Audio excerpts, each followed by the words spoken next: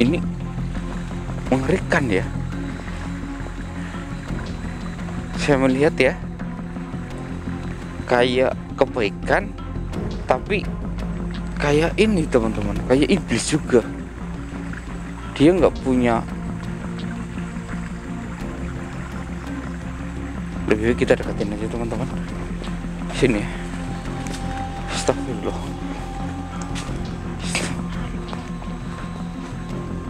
Astagfirullah. Kok saya jadi takut ya? Ini iblis atau apa?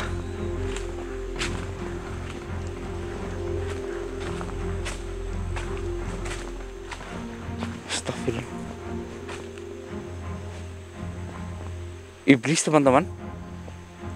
Ini iblis yang berkedok kebaikan. Ini iblis.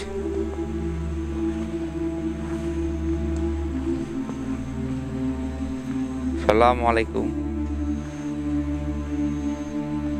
Bisa dilihat teman-teman. Nih. Tak ada wajahnya. Hitam semua. Dia memiliki rambut hitam. Di mana wajah kamu? Itu wajah kamu, hitam kayak gitu? Apa? Jadi teman-teman, seluruh tubuhnya itu, ya, nggak hanya wajahnya, itu hitam semua, hitam seperti ini.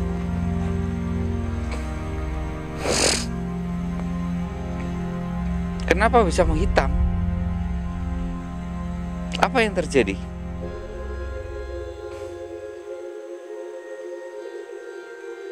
Astagfirullah.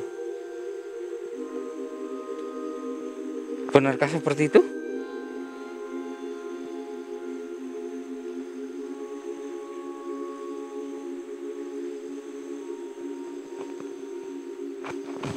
Astaga. Jadi teman-teman, tubuhnya itu seketika menghitam, ya, menghitam semuanya. Tapi ini menghitamnya itu ketika beliau itu dilakukan kayak pemakaman gitu. Pemakamannya gini, kan ketika orang wafat ya, itu kan dibungkus dengan kain kafan. Nah ketika sudah dibungkus ya, seluruh tubuhnya menghitam. Nggak ada orang yang tahu ya. Ketika hanya ada orang yang tahu ketika mulai membuka ikatannya ya, ikatannya dibuka kan, wajahnya diperlihatkan, terus dihadapkan ke arah kiblat. Nah di situ di pemakaman sontak kaget semuanya, kok hitam semuanya dari kaki, tangan, wajah gitu.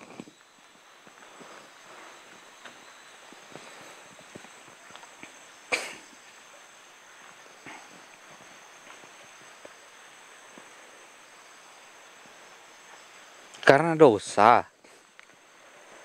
Dosa apa hingga wajahmu menghitam seperti ini? Dosa apa yang kamu lakukan? Apa? Kamu ini seorang ustadz? Oh, jadi teman-teman, dia ini ustazah ya teman-teman ya. Dia ustazah. Dia juga penceramah juga.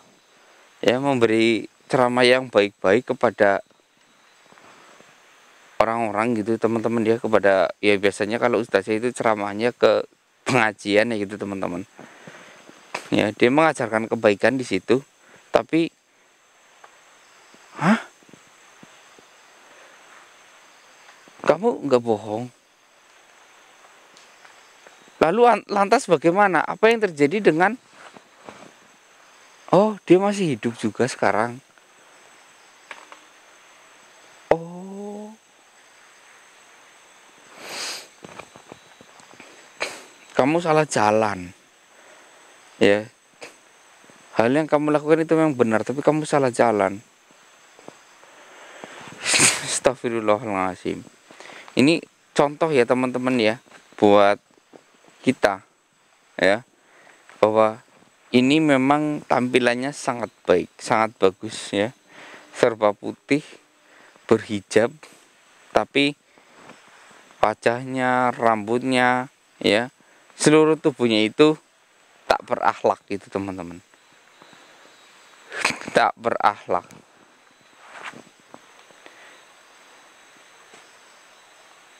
Apakah kamu tidak pernah meminta ya untuk diresmikan? Oh, pernah. Tapi ditolak. Astagfirullahaladzim. Kenapa kamu gak mencari yang lain?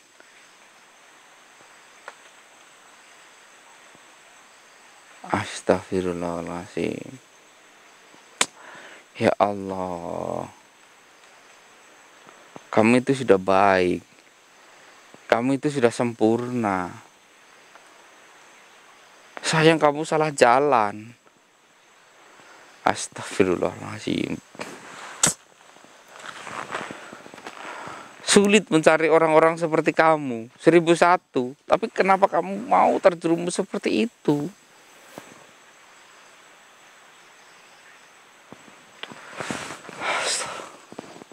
Ya Allah. Astagfirullah. Ini teman-teman ya. Ternyata ini ustazah ini ya. Dia itu kan sebelum jadi orang yang hebat ya, ngajinya bagus, sebelum jadi orang yang terkenal ya, beliau ini adalah seorang murid dari seorang kiai ya, tapi sampai sekarang kiainya itu masih hidup teman-teman. Dia murid dari seorang kiai, dan ketika diajarkan mengaji ya, beliau itu mengajinya sangat bagus, sangat baik ya, sangat baik. Ya, dia termasuk orang yang pintar. Namun ketika dia sedang mengaji, suatu saat terjadilah sesuatu yang tidak diinginkan ya.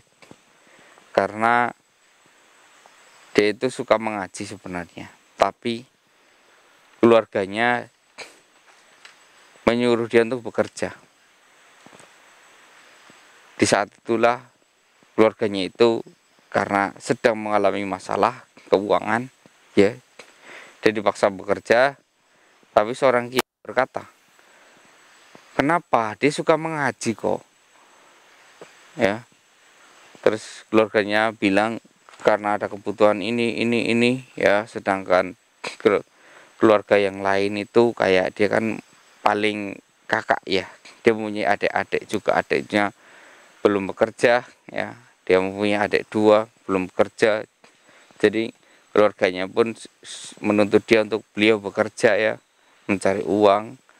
Dan akhirnya seorang kiai itu memberikan uang kepada keluarganya, ini untuk biarkan anakmu ngaji di sini, nanti kalau sudah pintar, sudah hebat, saya pulangkan. Seperti itu seorang kiai berkata seperti itu. Tentunya sangat baik dan manis bukan ya.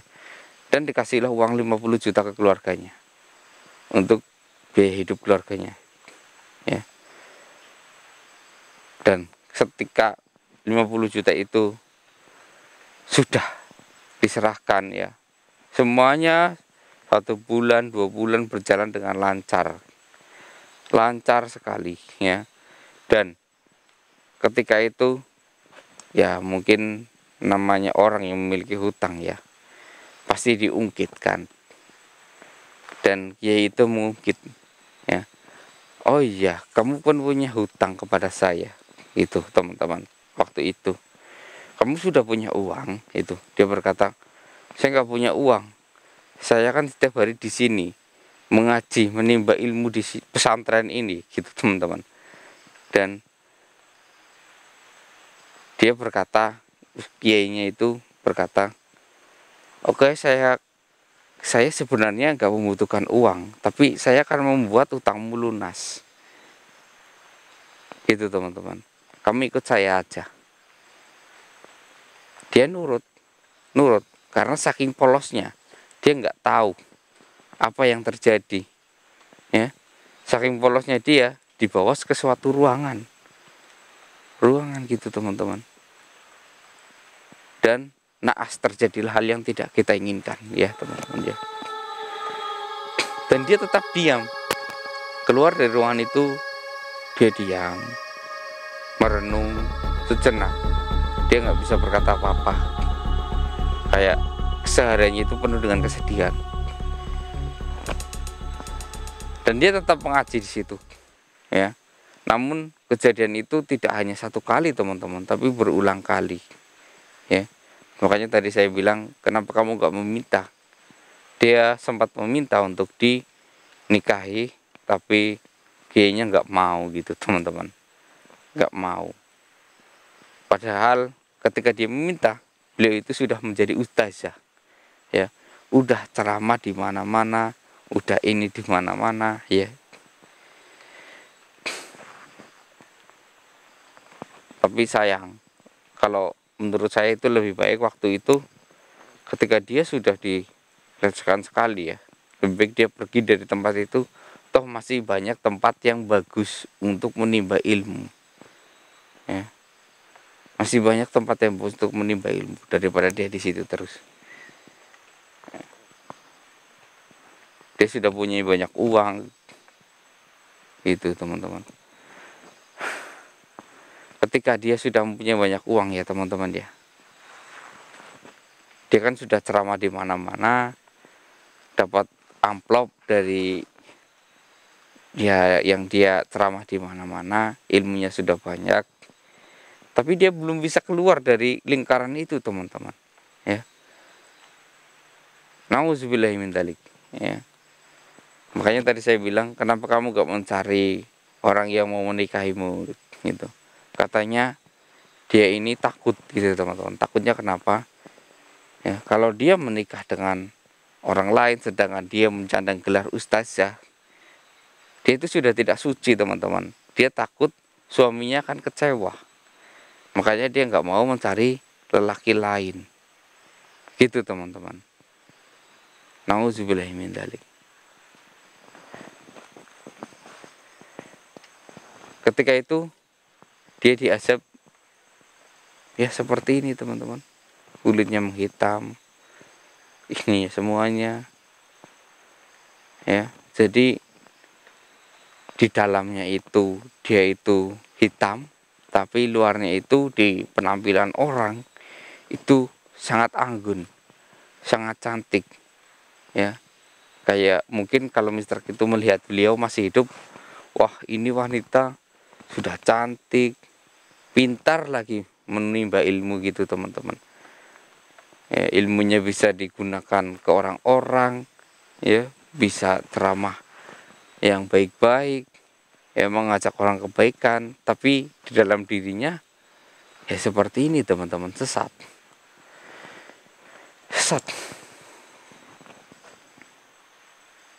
Astagfirullahaladzim. Ya Allah ya Rabbi, ampunilah beliau ya Allah.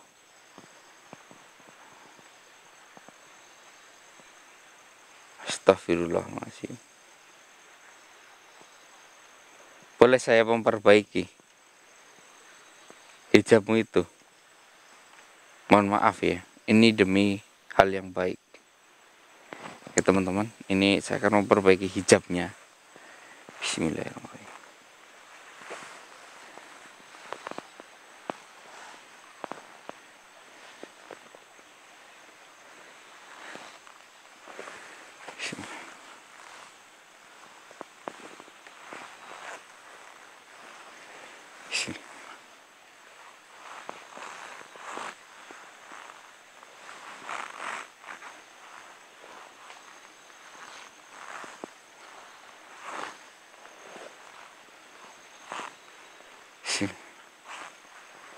Nah ini lebih rapi ya, lebih bagus ya.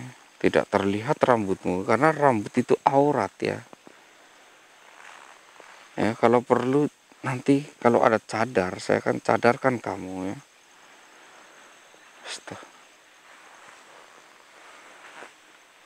Allahu Akbar.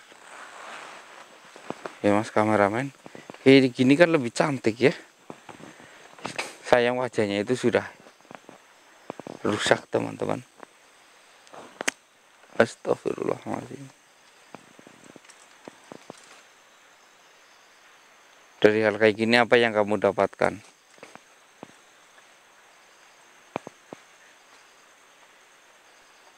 Astagfirullah. Jadi teman-teman, ketika pertama kali dia diambil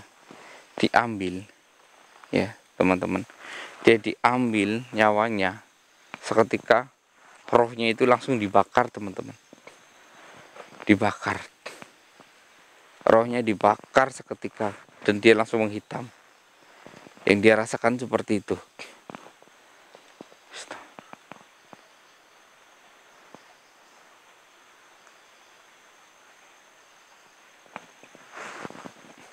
Hah? Ada lagi orang yang seperti kamu? Baik. Iya, nanti akan saya bereskan. Iya. Saya hanya mengirim doa ya. Alhamdulillah, namamu cantik sekali ya. Baik, namanya ternyata dia itu Murni teman-teman ya. Namanya sungguh indah ya. Murni. Baik. Saya akan memberikan yang terbaik untuk kamu ya. A'udzubillahi minasyaitonirrajim. Bismillahirrahmanirrahim. Illa khususon illa rohi Murni. Al-Fatihah. A'udzubillahi minasyaitonirrajim. Alhamdulillah. Iya karena butuh ya karena saya bicara seratal itu. Amin amin ya rabbal. Ini teman-teman ya, ini cukup menggemparkan ya. Ternyata ada lagi ya. Jadi di situ itu nggak hanya Ustazah Murni ini saja teman-teman, tapi ada yang lainnya juga. Makanya dia itu nggak mau menikahinya. Astagfirullah, ini mengerikan ya, mengerikan sekali ya, mengerikan ya. Dan dia berkata sebelum si Murni tadi ada juga yang mengalami hal seperti itu, namun dia itu ketika dilakukan sekali ya, dia nggak berani melapor ke siapapun, dia hanya diam, tapi dia pergi dari pesantren itu ya. Dan naas ketika dia keluar, dia malah justru jadi pekerja aplikasi hijau gitu teman-teman ya. Ini mengerikan, beliau bekerja sebagai aplikasi hijau. Jadi percuma menimba ilmunya.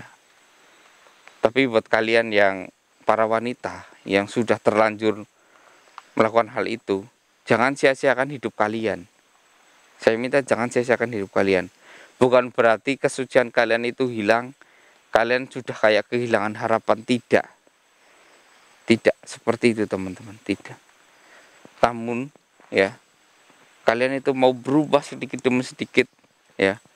Masalah jodoh Allah sudah menentukan gitu teman-teman. Ya. Jangan kalian anggap ketika kalian sudah ini, kalian hancur terus kalian, lah saya sudah hancur, ya udahlah saya terjerumus saja di bidang hal kayak gitu. Jangan teman-teman ya. Mohon ampun kepada Allah Subhanahu wa taala ya, minta perlindungan ya. Dan juga ingat ya teman-teman ya, kalian itu baru kehilangan itu ya, ini kalian bisa menjadi ibu yang baik juga teman-teman. Bisa lihat kalian contoh ya, kayak kisah Nabi yang menikahi seorang pelacur ya, dan menghasilkan 7 keturunan ya, seorang yang ulama yang sangat baik ya. Itu saja dari seorang pelacur gitu teman-teman ya. Apalagi kalian yang masih bagus, masih bersih, hanya ternodai sedikit saja sudah serasa dunianya hancur ya. Tidak seperti itu teman-teman. Nauzubillahi min dzalik ya. Buat kalian ya, sering-sering ingat kepada Allah Subhanahu wa taala ya. Jika yang masih polos, masih lugu ya, harap berhati-hati ya. Meskipun itu guru kalian, meskipun itu siapa, ketika kalian diajak pergi hanya berdua, jangan pernah mau, ajaklah teman ya. Jangan pernah mau ya, karena guru ataupun apa itu orang lain ya, bukan keluarga kalian, kecuali dia itu kakak kalian, ayah kalian, ibu kalian ya. Itu nggak apa-apa. Bahkan jika diajak berdua ya ke suatu ruangan sama mungkin dia itu paman kalian, om kalian ya, jangan pernah mau, karena ketika kesempatan berdua itu ada, di situ ada syaiton, teman-teman. Nauzubillahi min dzalik. Ya, syaiton itu selalu ada di mana-mana. Makanya ketika tidak ada hubungan darah, lebih baik kalian pergi. Pergi, ya, teman-teman ya. Pergi mencari bantuan, pergi mencari teman. Saya tahu kalian itu tujuannya itu yang mencari ilmu, polos gitu, teman-teman, dia masih lugu, tapi kalian juga harus tetap hati-hati ya. Kejahatan itu selalu ada di mana-mana. Ya contohnya ustaz saya ini, dia itu sudah sangat pintar, baik, tapi nggak bisa keluar dari lingkaran kegelapan tersebut. Ya ketika dia dimatikan, nauzubillah min dzalik, semua tubuhnya itu menghitam. Ini mungkin pelajaran buat kita semua. Ya mungkin sampai di sini ya teman-teman ya. Mister kita akan kembali ya, akan selidiki tempat itu ya. Siapa tahu mungkin yang salah itu siapa, kita nggak tahu ya, karena bisa juga kiainya bagus, anaknya yang buruk, anaknya bagus, kiainya yang buruk, ataupun siapa, atau pengurusnya gitu teman-teman. Kita harus benar-benar selidiki teman-teman. Mungkin sampai di sini ya, kita dapat pelajaran baru ya, bahwa ketika kita sudah meninggal, semua akan terbuka ya, dari kelakuan buruk kita ya. Malaikat itu akan tahu ya. Jadi malaikat tahu segalanya ya. Sifat buruk kita, kelakuan buruk kita itu akan diketahui oleh semua orang ketika kita meninggal. Mudah-mudahan semua yang meninggal itu bisa husnul khotimah ya teman-teman. Allahumma amin ya rabbal alamin. Mungkin sampai di sini kita undur diri. Wassalamualaikum warahmatullahi wabarakatuh.